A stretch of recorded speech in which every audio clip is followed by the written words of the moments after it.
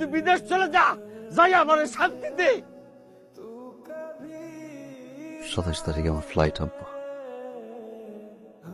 পাসপোর্টের ব্যাগের টিকিটটা রেখে দিয়ে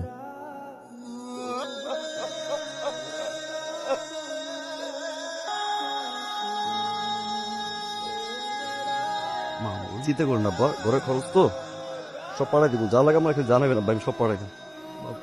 খামার বড় করার টাকা লাগবে না, মাছের ঘেট টাট যা দেবেন আব্বা আমার জানাই, সব পাঠাই দেব। আব্বা চিন্তা করেন না, বিদেশে গিয়া পাসপোর্টটা ছিঁড়লাম আব্বা, কোনদিন আমি আর দেশে যাবো না আব্বা, এয়ারপোর্টে কারো আর আনতে হইব না আব্বা, যে কয়েকদিন বাইশে থাকবো বিদেশের মাটিতে পয়সা করবো আব্বা।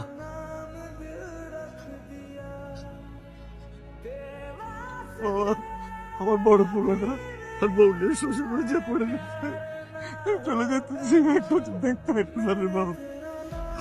বাবা। আমি বুঝতে পারছি বাবা, আমার বুঝতে পারছি, বাপের রোজগার বন্ধ হয়ে গেলে বাপ বলার কাছে বোঝা হয়ে যায়। আম্মা তো নাই, আম্মা তো কবরে, আপনি একবার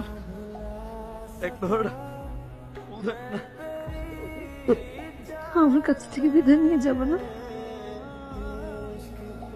আমি জানি আমি ভুল করছি, আমার মাফ করবে না?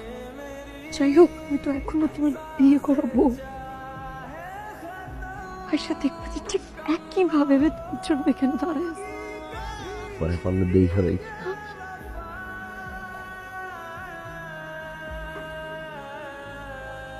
নিজের যত্ন নিও বাবা। যাই আমার যাওয়ার সময়